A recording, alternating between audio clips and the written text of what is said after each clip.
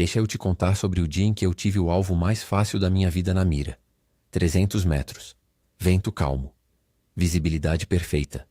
Eu era o melhor atirador do batalhão. Havia acertado alvos mais difíceis que esse em condições muito piores. Ajustei a respiração. Coloquei o dedo no gatilho e errei. Depois errei de novo. E de novo. 40 vezes. Nunca contei isso para ninguém.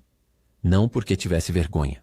Porque sabia que ninguém ia entender porque o melhor atirador do batalhão escolheu errar 40 tiros seguidos.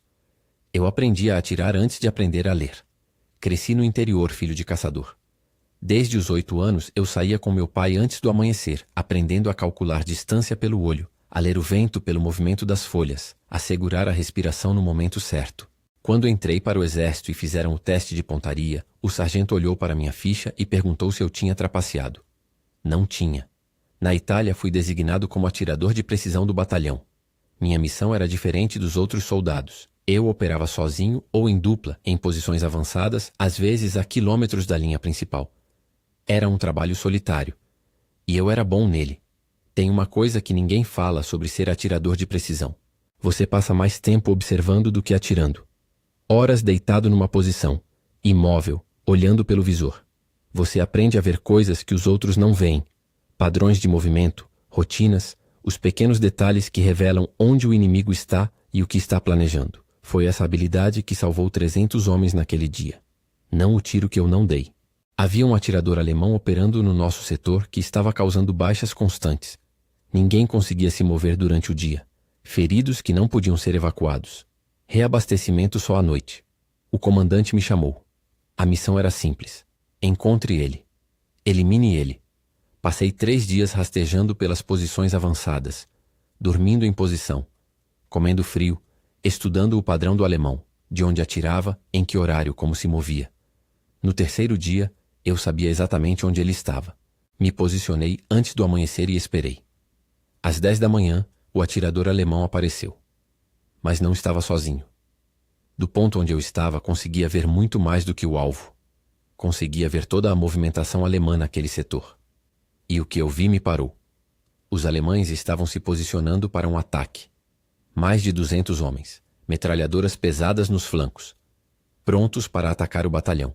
E o batalhão não sabia. Fiz o cálculo em segundos. Se eu atirasse no atirador alemão, 2 coisas aconteceriam imediatamente.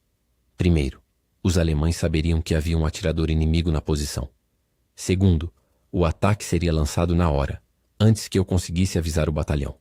Um ataque surpresa de 200 soldados com metralhadoras pesadas contra um batalhão desprevenido. Eu sabia o resultado disso, mas se eu não atirasse, se ficasse em silêncio, os alemães continuariam se posicionando sem saber que estavam sendo observados. E eu podia mandar meu parceiro de volta com a informação.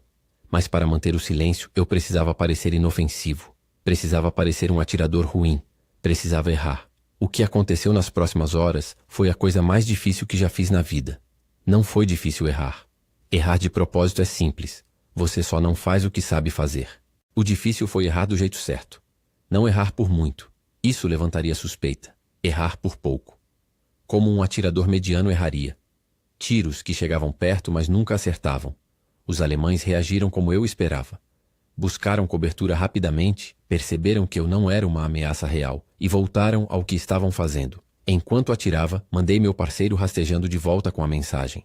Ataque iminente. 200 homens. Metralhadoras nos flancos. Preparem-se.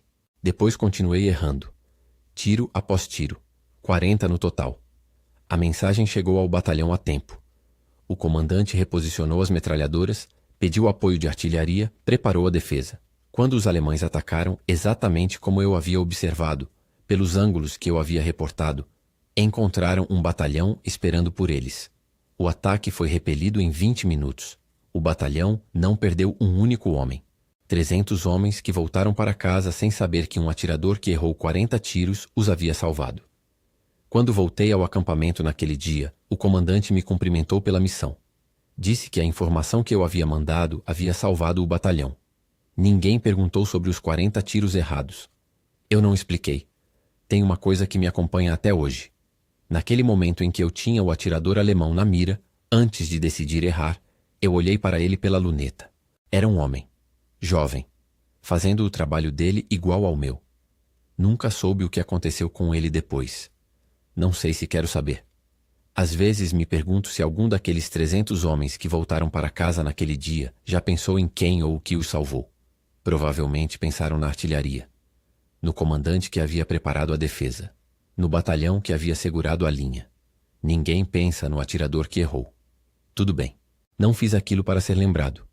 Fiz porque era o único jeito de trazer aqueles homens de volta. O melhor tiro da minha vida foi o que eu não dei. Esse canal existe para contar as histórias que não aparecem nos livros. De homens que fizeram a coisa certa sem ninguém ver, sem condecoração, sem reconhecimento. Se essa história te tocou, compartilha com alguém. Inscreva-se, ativa o sino. A próxima história vem aí.